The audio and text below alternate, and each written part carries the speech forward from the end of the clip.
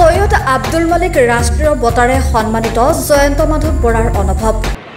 অসমীয়া সাহিত্যৰ কথা ক'বলৈ যাওঁতে আপুনি উপন্যাসৰ কথাই কওক, গল্পৰ কথাই কওক, আমি প্ৰথমতে মালিক ছাৰৰ নাম ল'ব লাগে। আৰু মালিক ছাৰে অসমীয়া সাহিত্যক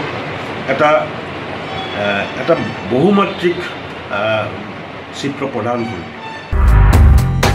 মঙলদৈত বিশিষ্ট সাহিত্যিক গল্পকাৰ ঔপন্যাসিক আজম ফকীৰ নামৰ উপন্যাসখনৰ জৰিয়তে এইবাৰ অসম চৰকাৰৰ সৈয়দ আব্দুল মালিক ৰাষ্ট্ৰীয় বঁটাৰে সন্মানিত জয়ন্ত মাধৱ বৰাই ব্যক্ত কৰিলে বঁটা প্ৰাপ্তিৰ অনুভৱ। 20 জুনৰ ৰাভা দিৱসৰ চৰকাৰী কাৰ্যসূচীত তেজপুৰত মুখ্যমন্ত্ৰী ডক্টৰ হিমন্ত বিশ্ব শৰ্মাৰ হাতেৰে বঁটা গ্ৰহণ কৰি পোনে পোনে মঙলদৈত উপস্থিত হয়। আজি মঙলদৈত সাহিত্যিকগৰাকীক মঙলদৈবাসীৰ হৈ সাংবাদিক শংকৰ কাকতি, দৰং জিলা সাহিত্য সভাৰ প্ৰাক্তন সভাপতি ডক্টৰ শ্বহীৰ ভূঞা, অৱসৰী কৃতি শিক্ষক মিছবাহুল হুদা প্ৰমুখ্যে কেইবাজনো ব্যক্তিয়ে উষ্ম অভিনন্দন জ্ঞাপন কৰে। উল্লেখ্য যে 2017 চনত সাহিত্য একাডেমী বঁটা আৰু 2019 চনত ডক্টৰ B.R. আম্বেদকাৰ ৰাষ্ট্ৰীয় সাহিত্য বঁটাৰে সন্মানিত হৈছিল জয়ন্ত মাধৱ বৰা। মোৰ সৃষ্টি কৰ্মৰ এটা স্বীকৃতিস্বৰূপে অসম চৰকাৰে এবাৰ মোক সৈয়দ আব্দুল মালিক বঁটাটো দিছে, প্ৰদান কৰিছে।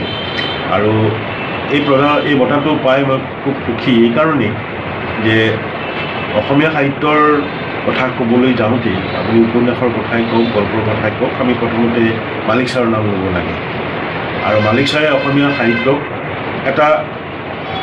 এটা বহুমাত্ৰিক চিত্ৰ প্ৰদান কৰে।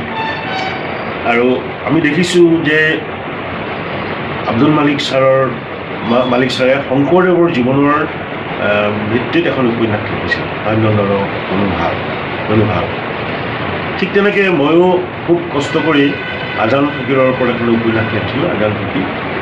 গতিকে এই যে এটা বাৰ্তা, আজি সৈয়দ আব্দুল মালিকে শংকৰদেৱৰ জীৱনৰ ওপৰত এখন উপন্যাস লিখিছিলোঁ আৰু মই আজান ফকীৰৰ জীৱনৰ ভিত্তি কৰি এখন উপন্যাস লিখিছোঁ। এইটো এখন সাহিত্যিকে বা এজন উপন্যাসিকে বা দুজন উপন্যাসিকৰ দুখন উপন্যাস বুলি ধৰিলে নহয়, এইটো আমাৰ সমাজখনলৈ এটা বাৰ্তা। এই বাৰ্তাটো যদি খুব ইতিবাচকভাৱে আমাৰ সমাজখনে গ্ৰহণ কৰে, তেতিয়াহ'লে আমাৰ সমাজখনৰ আমাৰ মানুহৰ যিটো ধৰ্ম, মানৱ ধৰ্ম, এইটো বহু পৰিমাণে আকৌ প্ৰকট হৈ উঠিব। আমি পৃথিৱীত মানুহৰ লৈ থাকিব পাৰিম। আৰু এই যে মানুহৰ পৰিচয়টোৱেই হ'ল মানুহ, ধৰ্ম নহয়। এই বাৰ্তাটো আমি কিন্তু এই উপন্যাসবিলাকত এই সাহিত্যৰ যোগেদি আমি দি আছোঁ। গতিকে এনেকৈ ধৰণৰ কাম আমি কৰি আছিলোঁ। গতিকে মালিক ছাৰৰ নামটো মোৰ বঁটাটোৰ লগত সাঙুৰ খাই পৰা মই অত্যন্ত সুখী।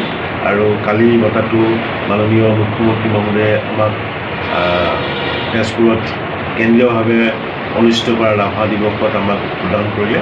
আৰু তাৰ কাৰণে মই যথেষ্ট ধন্যবাদ মানিছোঁ নিজকে, আৰু মই নিজকে খুব গৌৰৱ অনুভৱ কৰিছোঁ। মঙলদৈৰ পৰা মকছেদ আলী, দৈনিক অগ্ৰদূত ডিজিটেল।